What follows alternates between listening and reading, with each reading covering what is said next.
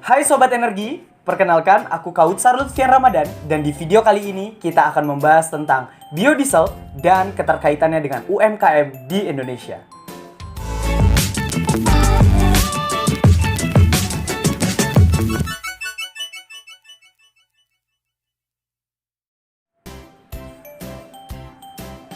Biodiesel adalah bahan bakar nabati yang seringkali dipakai sebagai alternatif atau digabung dengan minyak solar untuk mobil dan armada industri dengan mesin diesel.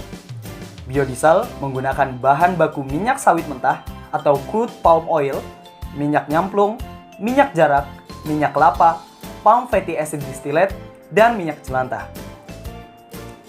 Dilansir dari sebuah jurnal yang ditulis oleh Liza Devita dengan tajuk Biodiesel sebagai bioenergi alternatif dan prospektif, menyatakan bahwa biodiesel memiliki banyak keunggulan. Berikut adalah keunggulan dari biodiesel. Biodiesel dapat diproduksi secara lokal dengan memanfaatkan sumber minyak atau lemak alami yang tersedia. 2. Proses produksi dan penggunaannya bersifat lebih ramah lingkungan dengan tingkat emisi CO, NO, sulfur, dan senyawa hasil pembakaran lainnya rendah dan lebih mudah terurai di alam. 3. Penggunaan biodiesel juga dapat mereduksi polusi tanah serta melindungi kelestarian perairan dan sumber air minum. 4. Kelebihan penggunaan biodiesel yang lain adalah tidak perlu modifikasi mesin. Hal ini dikarenakan biodiesel mempunyai efek pembersihan terhadap tangki bahan bakar, injektor, dan selang, serta tidak menambah efek rumah kaca karena karbon yang dihasilkan masih dalam siklus karbon. 5. Energi yang dihasilkan oleh biodiesel hampir sama dengan petroleum diesel. Setelah kita mengerti apa itu biodiesel dan juga keunggulannya dibandingkan bahan bakar petroleum lainnya, sekarang kita akan beranjak menuju rencana bangsa Indonesia terhadap biodiesel.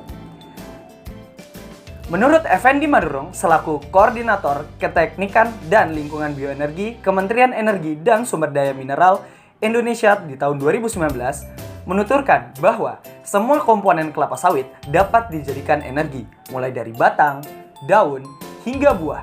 Melalui pemanfaatan sawit ini, Indonesia menginisiasi program B30, biodiesel 30%, solar 70%, yang merupakan salah satu upaya sektor energi dalam mencapai target pengurangan emisi gas rumah kaca atau GRK. Pengolahan minyak kelapa sawit menjadi bahan bakar nabati atau biodiesel merupakan salah satu bagian dari hilirisasi sektor kelapa sawit. Di sisi lain, mari kita meninjau alokasi dana impor bahan bakar diesel per Maret 2021.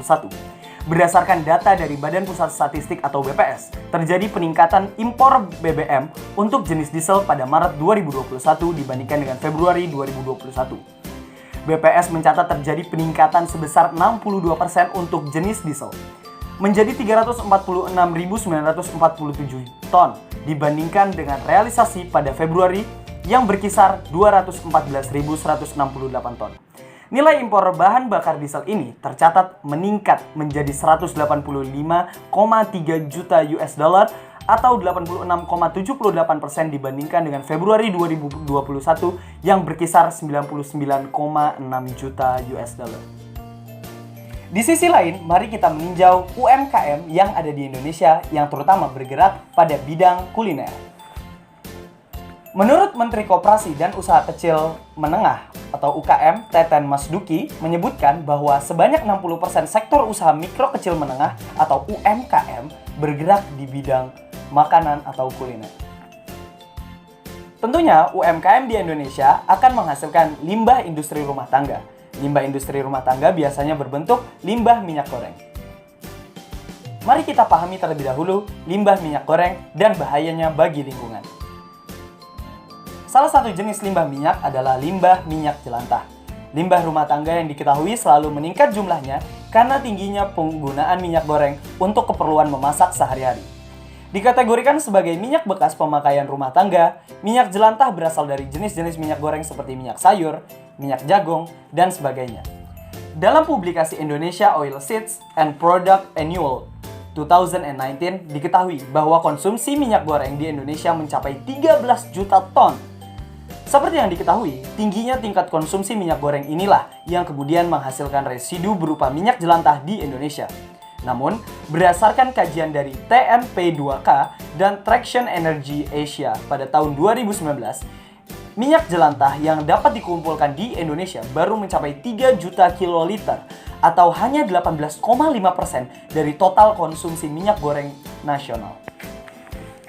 Oleh karena itu, saya mulai terpikirkan, seandainya kita dapat menggabungkan dua masalah ini, kita dapat menemukan solusi brilian. Mengapa kita tidak menjadikan minyak jelantah dari UMKM sebagai bahan bakar nabati atau biodiesel untuk menekan anggaran dana impor bahan bakar diesel? Tentunya mengubah minyak jelantah menjadi biodiesel merupakan ide yang sudah tercetus sejak lama. Namun, sistemnya belum terbentuk. Kementerian Energi dan Sumber Daya Mineral atau Kementerian ESDM, Kementerian Koperasi dan UKM, dan Kementerian BUMN dapat berkolaborasi membentuk sebuah sistem untuk pemanfaatan biodiesel dari minyak jelantah. Kementerian Koperasi dan UKM dapat mengambil peran melakukan sosialisasi kepada unit ekonomi kecil dan menengah, terutama dalam bidang kuliner atau makanan, tentang pemanfaatan limbah minyak menjadi biodiesel.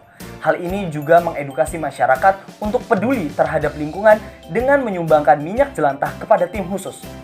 Dalam sosialisasi ini, dapat dibentuk tim khusus dari Kementerian ESDM untuk mengambil minyak jelantah dari UKM bidang kuliner atau makanan. Setelah itu, Kementerian Energi dan Sumber Daya Mineral atau Kementerian ESDM mengolah minyak jelantah yang telah dikumpulkan menjadi biodiesel dan kembali mengolah biodiesel tersebut menjadi bahan bakar biodiesel B30 yang bernilai jual. Setelah pengolahan selesai dan B30 dapat dipasarkan melalui badan usaha Kementerian BUMN yaitu Pertamina. Sistem ini memiliki berbagai dampak positif, diantaranya mengurangi tercemarnya lingkungan oleh limbah minyak goreng.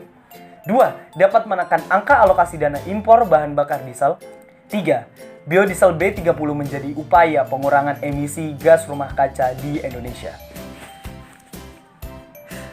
Sekian pembahasan kita pada video kali ini yang membahas tentang biodiesel dan keterkaitannya dengan UMKM di Indonesia. Sampai jumpa di videoku selanjutnya.